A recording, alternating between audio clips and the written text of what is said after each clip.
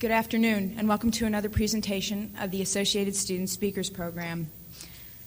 Our guest today is the chairman of the board of Unisong Corporation. He is one of the founders of Apple Computers. He served as director, secretary, and vice president of research and development for that company, and he holds the patents for his creation of the Apple I computer. Other than those outstanding accomplishments, our guest today also threw a great party last Labor Day, and he called it the US Festival. And he said that he simply wanted to throw a party that included his contemporaries, music lovers, and computer hobbyists and clubs. It was a rock festival and a technology fair, and it drew over 500,000 people last year. And there was also a live interactive satellite transmission between the US Festival and a cable hookup in Moscow. And I'm not sure if that's being repeated. Maybe he'll tell you about that a little later. He's here today to talk about this year's festival, US 83, which is taking place May 28, 29, and 30 at the Glen Helen Regional Park in San Bernardino. And our guest has said he thinks it will be the international entertainment event of the year. First, we're going to show you some video highlights of last year's festival, and then our guest will come out here and say a few words. And then he also brought a couple of friends along today, which I think you'll like. And as you look at the video clips before Mr. Wozniak comes out to speak, you might look for somebody you've seen in this very ballroom before. Hope you enjoy them. Just look at the monitors. Also, if you'd like to ask questions, microphones are, of course, at the side. Thanks.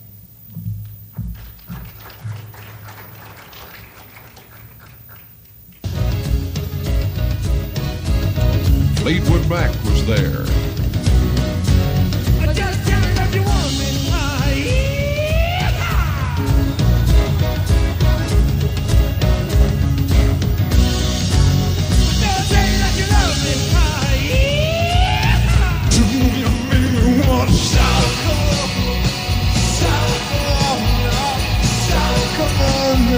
Tom Petty headlined the second day.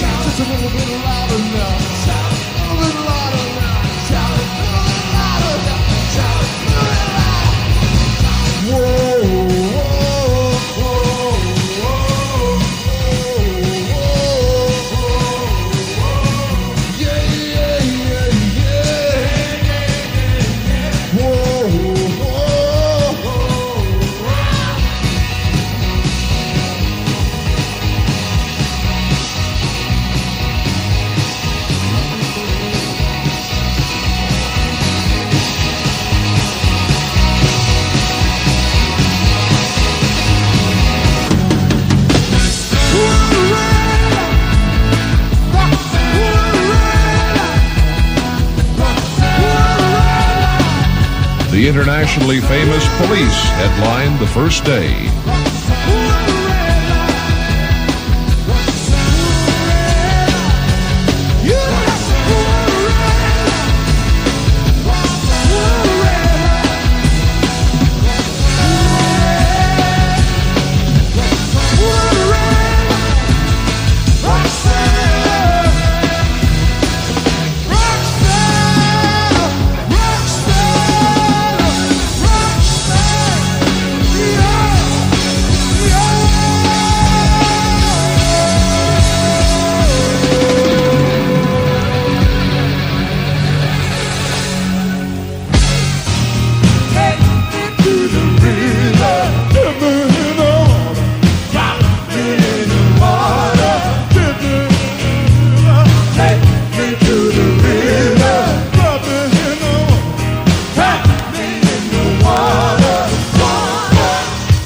Talking Heads performed brilliantly.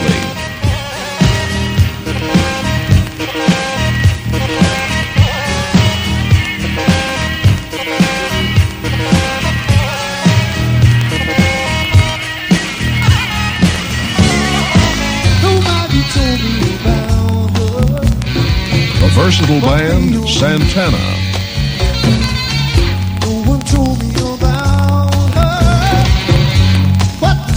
It's too late to sing your sorry. How would I know? Or why should I care? Please don't bother trying to find her. She's not there. Let me tell you.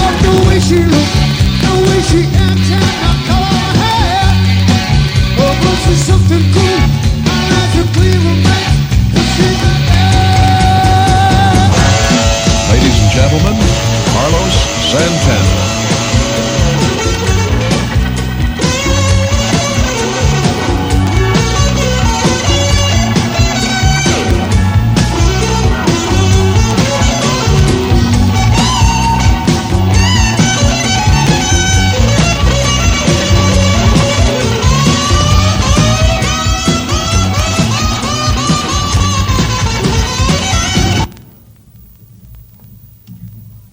Please give a warm UCLA welcome to Steve Wozniak.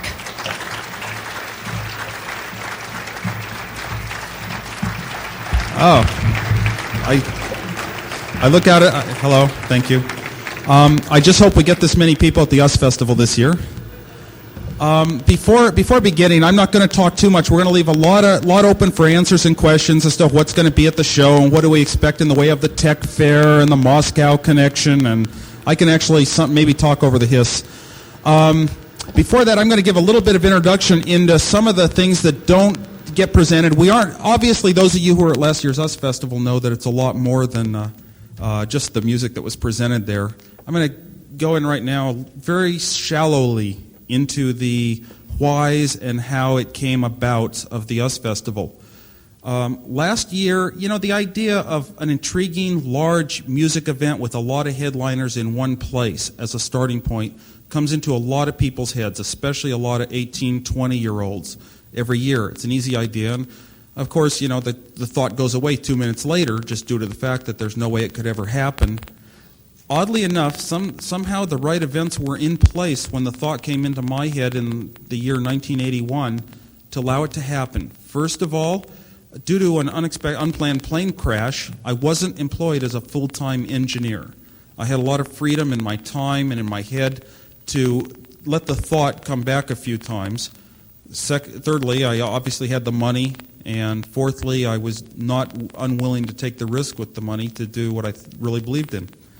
Our first measure of success was we started thinking about a lot of plans. We decided to call ourselves the US Festival.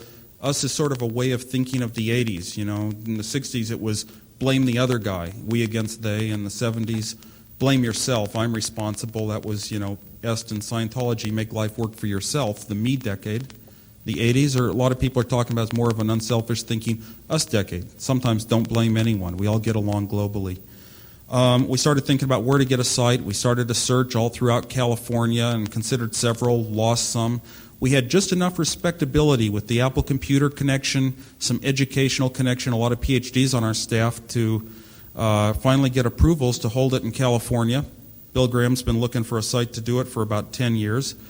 As far as booking together a music event, we got Bill Graham. We thought of doing a technology fair, an exhibit of modern day, not super state-of-the-art stuff, but just normal computer uses and video graphics demonstrations, computers with synthesizers. Fortunately, we made the decision to put them in air-conditioned tents last year's show. So the ideas came about, and you never know. As you start to have all these dreams, it's really intriguing. What if we're able to pull this show off and do all these things? It's going to be incredible. Fortunately, we were well enough financed that we didn't hold back and only get 40 porta potties like a lot of promoters have been known to do. And about 2 weeks before the show, the tents were going up, the stage was constructed, the delayed sound towers, the FAA's control tower, a microwave tower for payphones, everything was in place, and we realized that we'd created the city of our dreams for 3 days. The more important measure of success came a few weeks later, when the people who attended walked away happy, feeling that there was a lot of planning, organization, the traffic flow, from the traffic flow to the music event itself, to what do you do during the day to keep yourself occupied, looking at the arts and crafts fair of the 80s, which we called a tech fair. They judged it a success. We also got incredible, all the reporters before last year's show were saying, you're going to expect all these disasters. How are you going to stop them from breaking down the fences and rioting and violence and deaths and all this? And we were lucky enough not to even have any major disruptive events like that. We came away from a show taking care of a couple 100,000 people a day with not a single lawsuit, only 36 arrests, which is less than you get at a football game, and basically only 2 reported thefts. I'm sure there were quite a many unreported. So it was very much a success in the headlines, And the only place we lost was financially. And great, we felt great. This was the only one we were ever going to do in our lives. The mail started coming in, and I read about 1,000 letters that came to me personally. Pretty much, I couldn't believe that 100% of them said, didn't expect it to be so well organized. Everything was there. We were well taken care of. It was a spiritual event in my life. Even a lot of people started thinking about what this us philosophy was. I decided that if we could not lose millions of dollars again, and it looked very reasonable, we would go ahead, and people deserve to have another event like this in their lives from a consumer point of view. And we decided finally that, yeah, we could do one and make a profit this year. And the day of the show we'll actually know, because ticket sales are still a little low this year, but they were low last year. The talk is all over the nation. We've sold thousands of tickets in many states, even on the East Coast, over 1,000 tickets already in Canada. Last year, we sold a third of our tickets in Northern California, far more than places like San Diego. We've already sold many more tickets in Phoenix than we've sold in San Diego. I think a lot of people locally are expecting, I'll just catch these groups this summer when they're in my area. I'll go to a couple small light shows. Unfortunately, that's the one problem, is that a lot of these big headline groups at the US Festival won't be playing 5 shows throughout California. They decided, instead of playing 5 shows, we'll just charge the US Festival people 5 times normal. This year. That's not going to be true next year. We finally have crossed a threshold to where the groups are finally calling us, want to know if we have any more festivals coming up in the future, and we had to pursue them very heavily this year, in spite of last year's excellent publicity. So anyway, we decided to go on with the show. Everything is in place this year, except we've scaled up somewhat. We have a larger stage, the largest ever in the world, the most incredible lighting system ever in the world, a lot of heavy metal bands, the finest heavy metal concert probably almost ever, the finest country western concert ever, the finest collection of new wave music in 1983 anywhere in the world. And a lot of that came about due to losing confidence with all the experts who told us they were doing the fine job they were being paid to do in selecting the finest music event of 1983, and just went to a few high schools and started listening to the kids. And when you're in high school, you know which are the right groups. And except for a few that are always unobtainable, and problems that we had booking groups like Duran Duran and Adam Ant, we put together the finest newer music, younger music event of the year. David Bowie was an incredible coup, because we were told about 20 times, we were pursuing every major group in the world for our headliners, all the Springsteens, McCartneys, Rolling Stones, everyone possible. They're just not purchasable at the store. Go down and a loaf of bread is $2 or $2 million. David Bowie, we'd been turned down about 20 times. They're going to have a European tour that time. Not available. Had a lunch with one of our speakers. We've got an incredible speakers program this year with speakers such as myself, Stuart Brand, let me think, Bob Moog of Moog Synthesizers, Bianca Jagger, Dick Gregory. Ray Bradbury is one of the speakers. Had a lunch with Ray Bradbury, and science fiction writer of old. And to those of us in the computer world, science fiction writers are some of our idols. So Ray Bradbury said he had one request for the US Festival, David Bowie. Okay, and I was a little astounded. He said David Bowie was a fan of his and had spent a couple days with him once, and he wanted to co-author a telex to Bowie. That night I went home to Northern California, the Bay Area Music Awards. I happened to accidentally be seated with Bowie's lawyer. And I didn't say what was on my mind, but I knew we'd been turned down. And I asked if they'd announced their European tour yet, and they hadn't, and that was all I needed to know.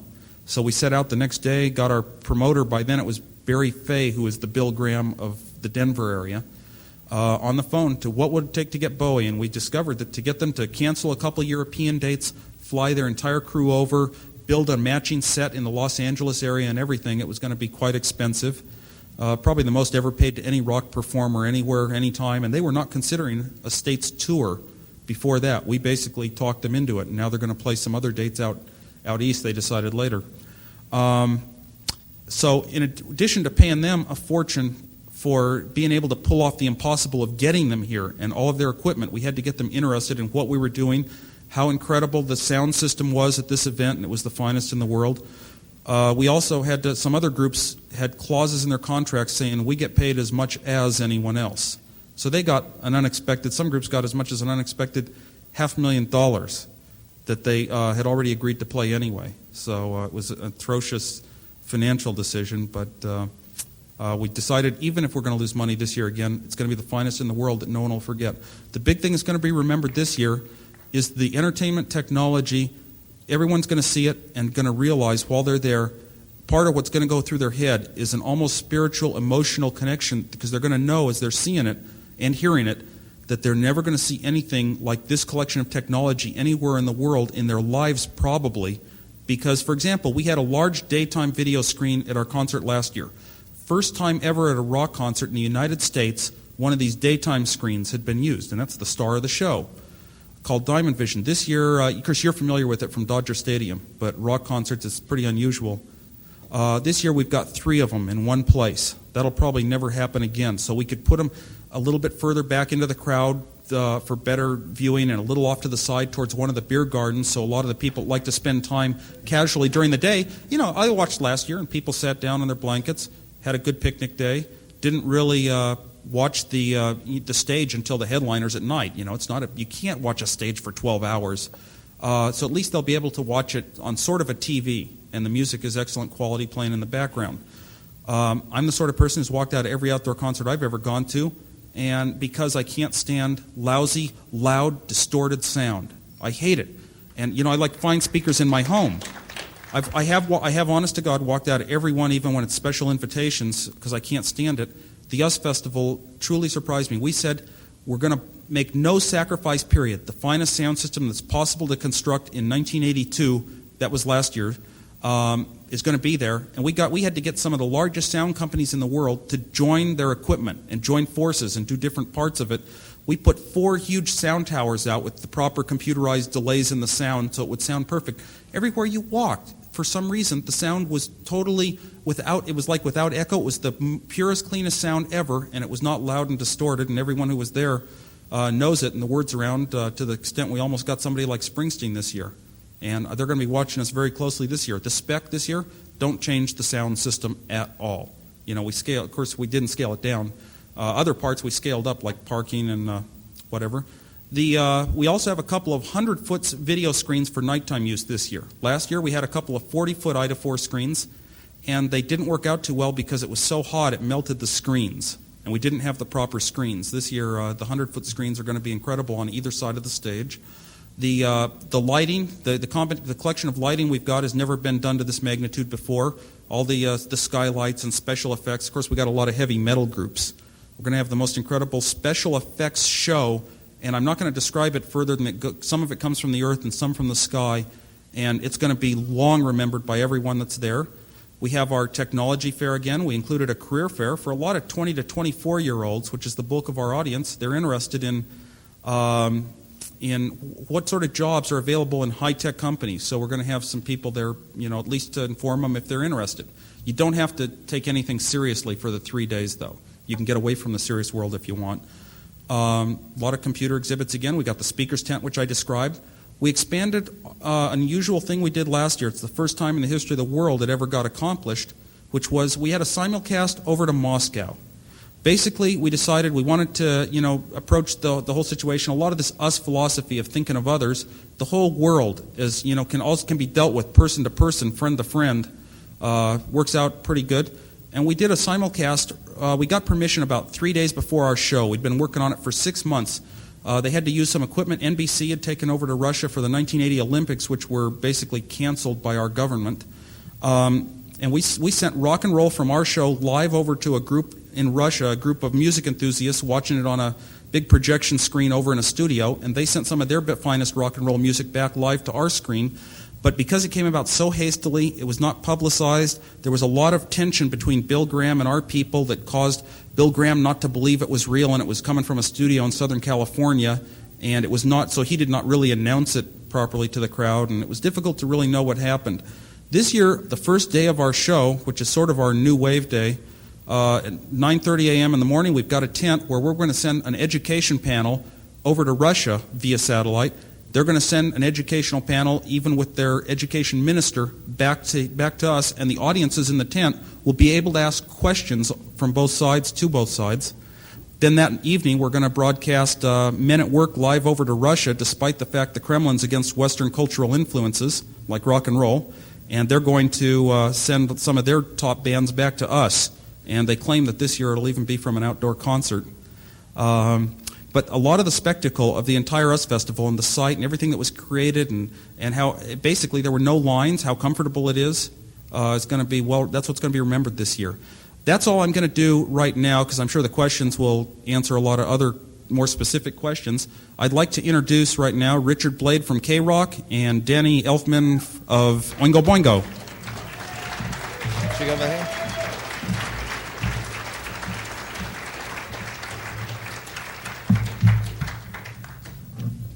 And we're open for questions. Steve, Hello. I'm wondering what, in brief, is the problem with Bill Graham in dealing at this level? And also, given the economics that you outlined, do you feel that you're going to extinct yourself? And, Okay, two questions. and also, one other thing, and that is, what about new groups? Does that exclude new groups because of the pricing and all? Okay, three questions, and I may forget them. First of all, Bill Graham issue was in the press a lot. Bill Graham had a lot of he puts on a good show for the consumer. The person who buys a ticket gets what they want from Bill Graham. He does an excellent job of his areas of presenting the show to them. However, he has a lot of run-ins with everyone in the music business, with groups, managers, agents, a lot of yelling and fighting. He's like the toughest person in the country, and there are other promoters not like him. He had huge run-ins with the Unison staff because we are not from the music business. If we were, we couldn't have possibly done such an incredible show. Basically, he saw a lot of things we were doing that were so different, and he didn't know how to account for them, and he is the expert on crowd control, and we are not, and had a lot of run-ins with the Unison staff. I was the only one excluded. I didn't even know there were fights going on. I always, backed Bill Graham's expertise. He and I have gotten along tremendously forever. Our families are good friends. He wanted to do this year's show again. It came very close, but I wanted him to. But I would not step on the Unison staff. They had to be happy with being in control, from the president on down of what was going on, or they wouldn't be happy and motivated. I worked very subtly, and occasionally I would get an executive from Unison to listen to Graham's predictions as to where we were going, what we would get in video rights, this and that, and just at least see him as an honest person. And it came very close to getting Bill Graham, but Barry Fay is the Graham of Denver, and he was in the right place at the right time. Second, economics. This year we're more or less looking at it like we did run everything ran a lot more than we were originally projecting, a lot of revenue sources. Prepaid video sales and commercial co-op sponsors didn't come through as well as we'd like, and we have to sell a lot of tickets to break even, possibly 800,000 total tickets for 4 days. And they're selling pretty slow right now, under 200,000 tickets so far. So there may be a chance that we're not around, although we may have enough credibility after this year works, because we know now that it's going to work much better, much finer even than last year. If it works well, we can possibly get other sources of revenue more easily for a show in 84, and we're planning, if we're successful this year, to go on and have more shows around the country in 84. Prime candidate right now is tending to become the East Coast, because everywhere I go, that's all I hear, requests from the East Coast. Even when I speak to computer shows out east, a question comes up from the audience saying, are you going to have an US Festival out here? So, third question was? In terms of economics. I want to make one comment on the economics. Last year, we put it together, and we more or less, it was a lot of coming from a dream, but a strong feeling that the timing was right for this kind of event. If we put together the largest music event in the world, the one and only in the world, that if we did a good job and the people who came liked it, we would also be successful financially. We were very, very wrong. We lost so much. We don't like to talk about it because it's partly embarrassing by the size of the number, but it's also embarrassing to even talk about the percentage of counterfeit tickets, and I won't say that. This year, we're pretty much would not have repeated it. There was no intent to repeat it. I got incredible mail. It looked like we could make a profit, and I'm going to be a little bit flexible in thinking about a few things that could be overcome next year, such as paying outer space numbers for a lot of the groups, and also weird personal last-minute decisions like Bowie, although we had a problem putting any headliners together. Next question. Oh, no, he had a third one. He had a third one I wanted to answer. Well, just the exposure of new talent, given Right. First of all, the most important thing, even at a music event in our lives, is what is the impression in your head, even in computers. If you get a bad first impression, look at our Apple III computer. It can be the finest product in the world by a functional calculated definition, but it can still never overcome a bad first impression. The impression of what music groups are, it's pretty much limited to a lot of the high-end groups in the country that have a lot of exposure on radio and TV. Up to this year, we had to go out and heavily pursue, paying fortunes to talk them into the fact that we were serious, we were real, this was really going to come off again. They didn't believe it. The entire music industry and the agents ganged up on us, and they did something they occasionally do in some areas. They escalate these prices. A lot of promoters have called me, and they are so pissed. They can't believe some of these groups asked for this much, and they're upset, but they cannot go public. And they'll deny it if I say them by name because they're in the business. And I do not have to do this for my life. I'm not a mutant, so eventually I can talk about it as much as I want. This year, that's true. All of a sudden, we've crossed over a threshold. As soon as we announced this year's show, instead of us calling them, and can we persuade you to play a certain date, a certain place, all of a sudden they started calling us saying, have you got something coming up at the end of the summer? Are you going to have a festival next year? So all of a sudden, we're sort of a Super Bowl-ish event of rock and roll music that everyone's going to be looking at and focusing on, especially if we're successful this year. It doesn't even matter profitably, but if we're looked at as going well. So we've crossed that threshold, and next year there'll be a lot of room for new groups. We could even think of adding a few at the last minute now, but when you have 9 groups already booked to a day, it's way over what makes any sort of sense. There's no place to add anything. Maybe 7 a.m. Next. Were you thinking of new unsigned bands?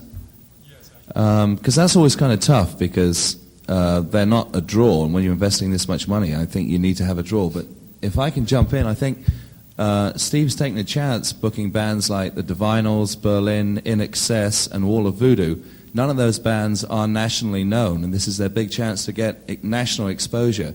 All of them, I think, are very good, particularly the Divinals, I think, are going to be a band to watch. The album is very powerful, and from what I've heard from talking to their manager, the band are brilliant. And I think if people want to see new talent, then they should get in early and see those 4 bands. But if you're going to sign a band to appear at the US Festival or something of that size, which doesn't even have a record out, it's really, really tough because people just don't turn up. How many times have you been to see a concert, whether it's Journey or Oingo Boingo, and you don't turn up for the opening band because you don't know who the hell they are, and you find out that they're brilliant. So it's kind of tough to, I would think, put on an unsigned band. So I think 1984 is the year we'll be able to do a lot more of that, and there are already plans in the works, and there are a lot of big groups in the country you'll hear about talking about doing maybe benefit for Olympic athletes. But if they ever decide to do a huge outdoor, a huge concert for the public, there's obviously one site in the whole area that's right. Danny. I think the questions are at the mic. Hello. Mics. Danny, how do you think you'll like performing for such a huge group of people as compared to like the country club or something? Well, it's a lot different. Obviously, we did it last year, so we know what it's like. I guess that's probably why I'm here now, because I guess we're only 2 bands actually are appearing again this year, which we're really honored to be one of them.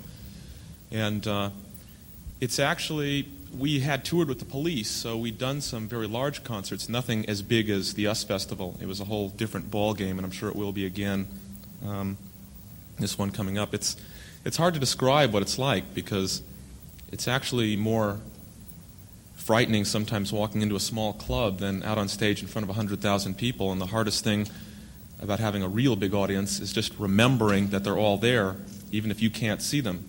Because if there's a video screen, maybe, and they can see you in the back of the crowd, you can't see them. So it takes a little getting used to. It's not something that we're going to master overnight. I'm sure it's going to take us a few more concerts like that before we really learn how to cope with that kind of situation, but it's getting easier for us. We're really looking forward to it.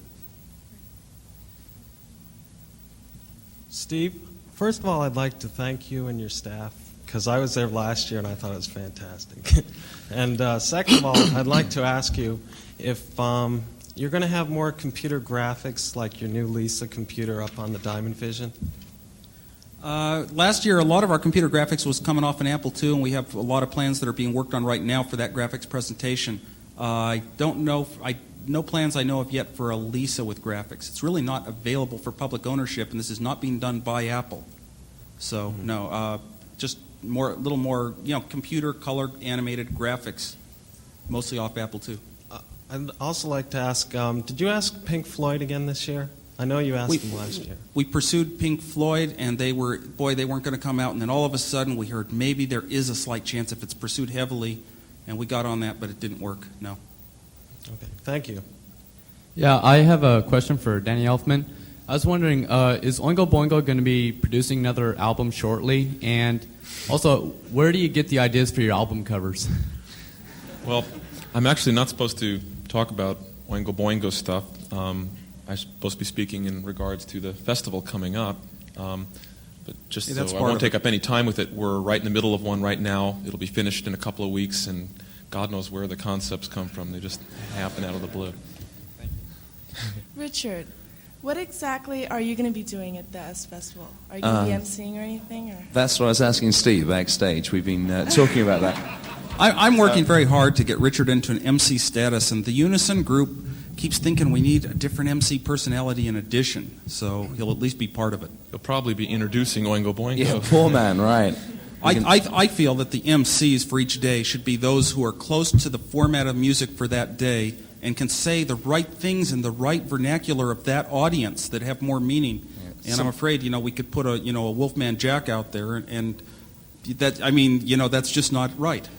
Yeah, not to mention they have to remember the names of the bands as they come up, and that's really hard. That's right. Steve didn't want someone that would get out there and say, and now we have one of my favorite bands. They are the English in small letters Beat. I'm not sure much about them. He didn't want someone. He wanted someone that at least believes in the music, and I believe in the music. I know there's some criticisms on KROQ's rotation, etc., but I honestly love this stuff. And also, I was just saying to Steve that MV3 would like to offer its services free of charge to the US Festival, because I think it's about time broadcast television in America got hip to some new music. I think MTV does a very good job within its confines, which is cable. And there's criticism of MTV, of course, because it plays heavy metal, it plays new wave. But it's good, it's a broad-based thing. But MV3, particularly for day 1 and day 3, would like to go backstage, it would like to talk to the artists, and we'd like to go to the markets that we're in. We'd like to say to Orlando and to Dallas and to Cincinnati and to Chicago and to Detroit, look at the music that's out there. There's all this new music. There's all this energy that's happening in America. There is Oingo Boingo. There is the English beat. There's In Excess coming out.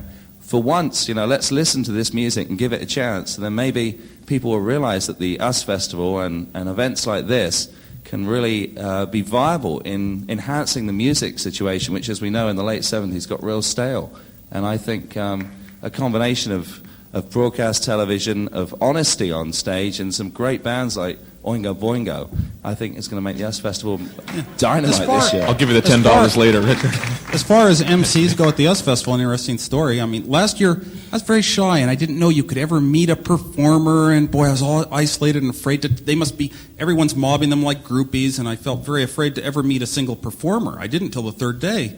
And it was kind of funny because Bill Graham was sort of the MC position. He sort of took that role, although as far as production of the event, the stage, the lights, the sounds, he just hires the same companies we're hiring this year.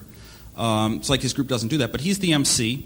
And he told me, these groups, you can't introduce them, Steve. Your friends can't introduce them because they all have to be introduced by the right words, by the right MC, the right personality. My feeling was that they ought to be introduced by someone who it's their favorite group in the whole world. I was even trying to get Oingo Boingo introduced that way last time, and Graham kept telling me, no, the right words have to be said. I wanted to introduce Pat Benatar, and he said he finally he said he'll do the introduction himself, and I can say the last 2 words, Pat Benatar. I had no idea that it's not really that tight. So hope it may change this year. Yeah, a lot of bands are blown away by the fact that you want to introduce them. We introduced the B-52s last year, Ramondo and myself, and they were thrilled that we wanted to go out there. They thought that, the DJs are going to be stuck up, that they really drive Corvettes and live in Hollywood Hills. And if you ever see the KROQ paychecks, you'll know it's Joke of the Month Club every time that comes. But last year, a lot of the KROQ DJs, myself, Swedish Eagle, Ramondo, etc., we went there, and after we introduced the bands, we took up our backstage passes because we didn't want to get rolled or anything for them, because obviously there's quite a good item to have. And we went out and we slept in the dirt for 2 days, and I had the greatest time of my life. And I said to Steve, I don't want any money, I don't want anything. I just want to be there this year because, damn it, the music is so good. Steve, aside from your visual computer graphics, what are you going to be showing in the what I would call the science and arts of computers?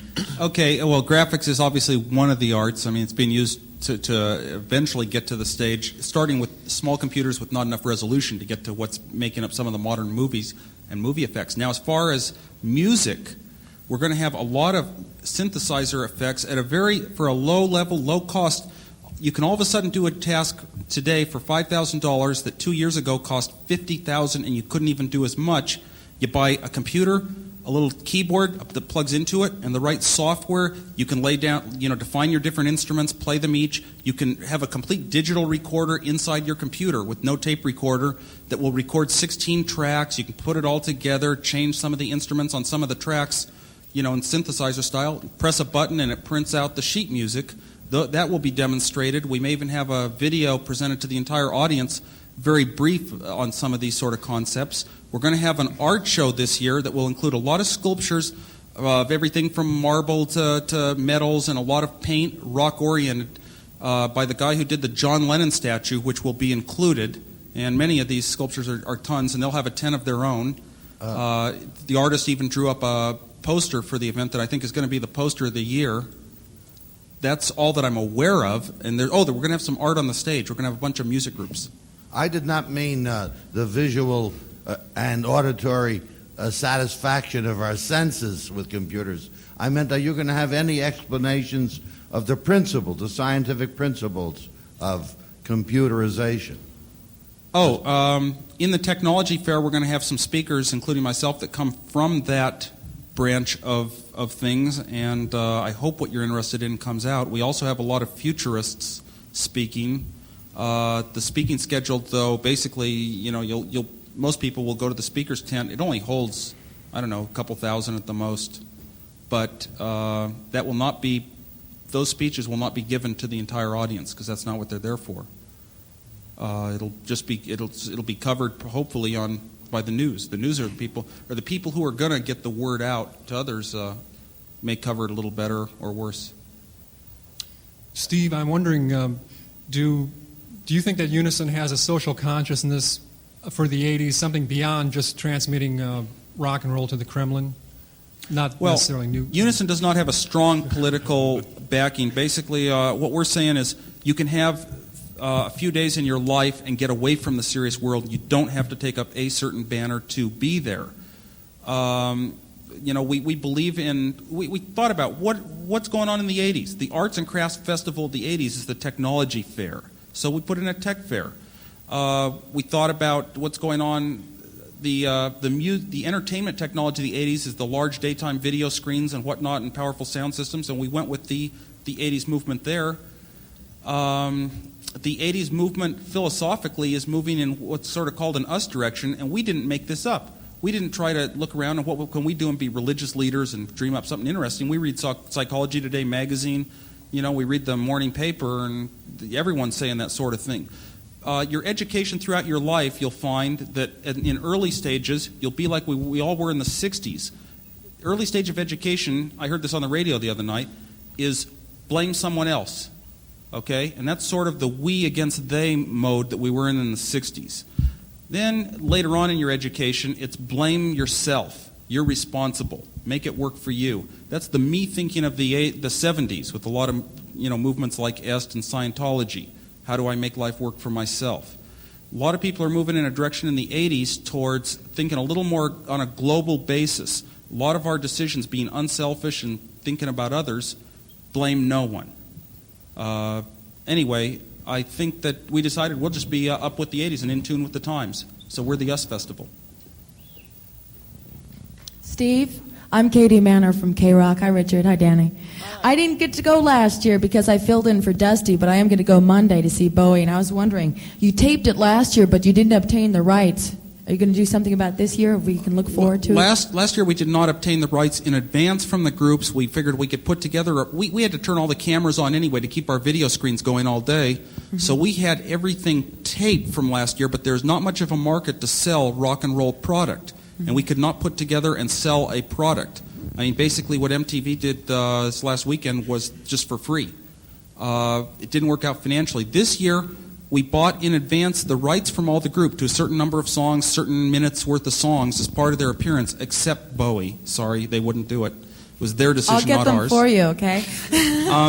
I hope so, because I talk to their manager and I say, at least we got all the equipment there. You can record it, take the tapes with you, and just in case it turns out exceptional. But I doubt they will. As a matter of fact, they're the ones who are bringing in 6 people to walk all the video lines and make sure there are no tape recorders anywhere on anything. So we're going to record everything. We bought the rights in advance. We were hoping to cut our financial risk this year and have to put up less of the money ourselves by pre-selling a video product.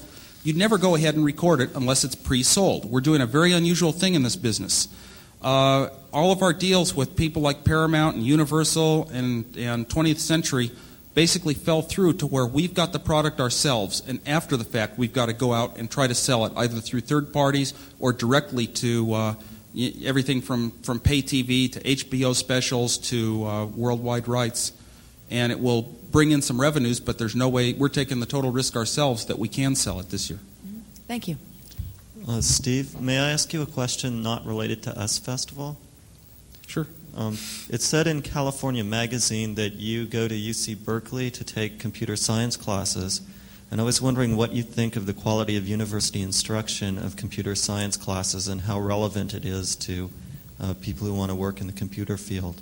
Okay, yeah, I went to Berkeley for my final year last year. I had a plane crash, which basically I decided to take a year off from Apple, and I wanted to for other reasons anyway. I figured that's the last year in my life I'll ever go back and get my degree that I want. So aside from doing the US Festival, while all the planning was going on last year, I was a full-time student at Berkeley. I've earned my degree. I just have to petition to transfer a few units and I'll get it. And I felt that 10 years ago, it was just becoming an undergraduate curriculum and UC Berkeley was one of the first in the country for computer science. They taught, here's a problem, here's a bunch of the low-level techniques of combining statements and programs to find a solution. Here are a few examples, and then you would learn. And they would, on a test, they would give you a problem, and you would find a good solution. Today, you're taught the problem and the high-level solutions. You're taught several types of solutions, and you can make a few modifications if the problem changes a little, but you weren't taught as heavily all the steps that led up to that particular type of solution. And it gets around a lot of the new creative things. For example, as technology changes in computer design, or in software, all of a sudden you've got maybe a processor with a new instruction set, and you say, here is the solution I want. Using today's instructions, what's the best solution I can come up with? I know the problem. What's the best solution I can come up with? Whereas now what's going on more is, oh, there's the standard old problem. I know the standard old solution, even though it uses last year's instruction set or 10 years ago's instruction set, because it's just standard. Sometimes you can know too much. One of the advantages we had at Apple as far as our own creativity was not having done a lot of it before, but being bright enough to come up with good creative solutions. Thank you. Steve, getting back to the US Festival, you seem pretty proud of your heavy metal lineup, and I think you have excellent reason to be. The thing I don't understand, and has been kind of a question in the LA area, is how did Joe Walsh get mixed up in the heavy metal lineup? Joe Walsh is one of the rare names that popped up almost unexpected to me with no discussion. It was being considered. Of course, we had considered an Eagles reunion for months and months, and that was going to be what the US Festival this year was going to be about, and we didn't know that it didn't really exist. We were being really deceived by a manager. Joe Walsh, so that was kind of a surprise. I think he belongs more on our third day's music format, but a lot of the format of the particular days was decided by things that were just a large extent out of our control. For example, that day we were working for the longest time on more of a Bob Seger and Billy Joe formatted day.